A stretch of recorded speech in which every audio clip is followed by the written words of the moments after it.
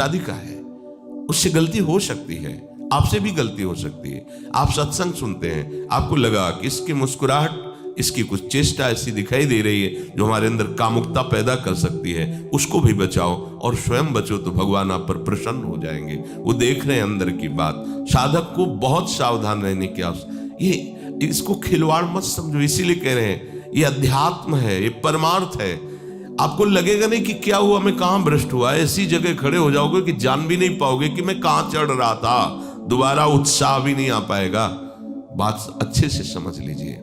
तो हमारी त्वगेंद्री का बेविचार ना होने पावे, सहसा किसी का इस पर, किसी की भी अगर सेवा करने का सौभाग्य मिले, फिर उसमें ये प्रश्न नहीं होता। अगर कोई गिरा पड़ा है भला ऐसी स्थिति में कि मुझे अत्यंत आवश्यक है उसे उठाना, अगर नहीं उठाते तो वो कष्ट पा रहा, अचानक कोई गिर जाए, फिर हम ये नहीं देखेंगे, फिर ये हम सूत्र नहीं स्वीकार करेंगे कि अब हम तो ब्रह्मचारी हैं, अब हम खड़े खड़े देख नहीं, उसको अत्यंत आवश्यकता है हमारी। अब उस समय हम भूल गए अपने आप को और उसको उठा करके अगर हमें अस्पताल ले जाना, अस्पताल ले जाएंगे, जरूरत है हम उसकी सेवा करेंगे।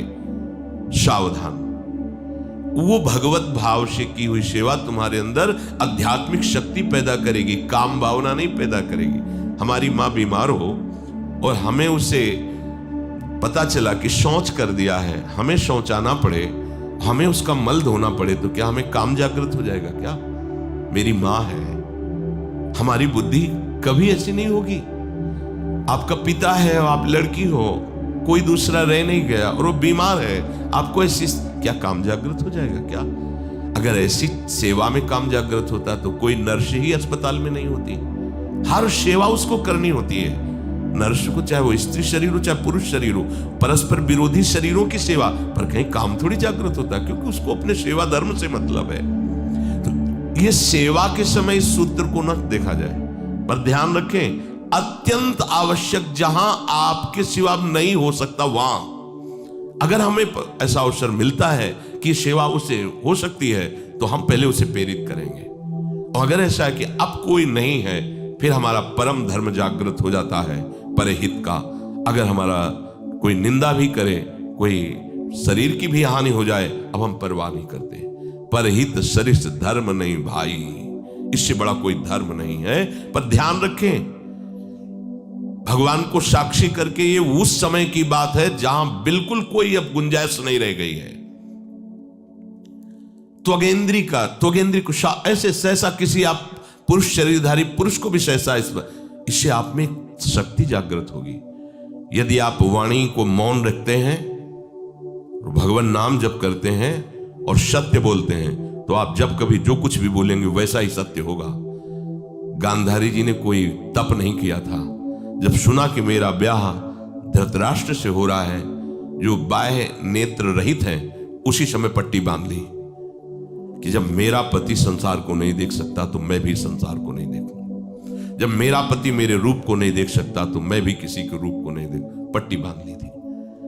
जब महाभारत का युद्ध चल रहा था, बड़े बड़े वीरों को मार गिराया जा रहा था, गांधारी ने दुर्योधन से कहा, सुन, मुझे पता है कि भीम की गदा को तू झेल नहीं पाएगा, क्योंकि सबसे बड़ी बात भगवान का वरद हस्त उनके ऊपर है। दूसरी बात, वो पवन पुत्र है, वो जब अपने आवेश में आ जाएगा तो तेरी सामर्थ्य नहीं कि उसकी गदा के प्रहार को तू सह सके, पर मैं तुझे शक्ति प्रदान करूंगी। मैं एक पतिव्रता हूं, आज तक कभी पति का वरण करने के बाद कुछ देखा नहीं है। मैं अपने नेत्रों की पट्टी खोलूंगी, तू नग्न होकर मेरे सामने आ जाना। मेरी दृष्टि पड़ते ही वज्र का शरीर तेरा हो जाएगा, किसी के सामर्थ्य नहीं कि तेरे उस अंगों को तोड़ सके। भगवान सब कुछ जानने वाले हैं, भगवान भक्त पक्षपाती होते हैं। भगवान का स्वभाव भक्त का पक्षपात लेना होता है। वो अपने महल से कॉरिडोर से जा रहा था गांधारी जी के पास, भगवान आ गए झट से, तुरंत उसने हाथ ऐसे लगा लिया, शर्म आनी चाहिए यार, तो हस्तिनापुर के सम्राट पद पर अभिषिक्त होने के लिए तैयारी कर रहा है, नंगे घूम रहा है गली में। उसने कहा, गली में नहीं, माँ के सामने जा रहा है। अरे कोई बच्चा है, ऐसे जाया जाता है माँ के साथ? उसने कहा माँ ने कहा है कि हम पट्टी खोलकर तुम्हें देख लेंगे तो तुम्हारा शरीर वज्र का। चलो माना, माँ की आज्ञा का पालन करो, तो थोड़ा इन अंगों को तो ढक लो। तुम तो बड़े हो, कोई बच्चे थोड़ी माँ के सामने ऐसे चले जाओगे, ढकना चाहिए तुम्हें। वापस कर दिया। वो यहाँ ऐसे पत्तों से ढका, वस्त्र नहीं पहना, माँ की आज्ञा से ऐसे पत्ते से ऐसे कमर से ऐसे ढक लिया, पीछे आगे ऐसे। गांधारी जी ने पट्टी खोली और जे ही देखा पूरा शरीर वज्र का हो।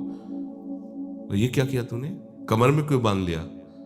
बोले शर्म लगती थी। कैसे आपके? बोले यहीं से मारा जाएगा। भीम की गदा का प्रहार तेरी सी जंघा और कमर को तोड़ देगा, तेरी मृत्यु।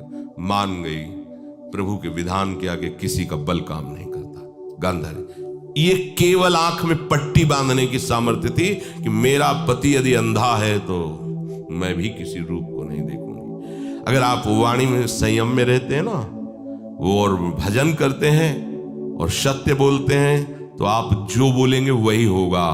पर ऐसा कुछ अनर्थ वो बोलता ही नहीं, क्योंकि ऐसा संयमी जान जाता है कि इन सब का फल भगवत प्राप्ति है, किसी को कष्ट देना नहीं है। एक एक इंद्री का जब आप ब्रह्मचर्य संयम करोगे तब आपका वीर संयम होगा। ध्यान रखना, आप नेत्रेंद्री से गंदे चित्र देखें, श्रवणेंद्री से गंदी बातें सुने, वाणी से गंदी बातें बोलें, रसेंद्री से गंदा भोजन करें और सोचे ब्रह्मचर्य रह जाएंगे, तो बिल्कुल नहीं, कदापि नहीं। ब्रह्मचर्य कोई खिलवाड़ नहीं है।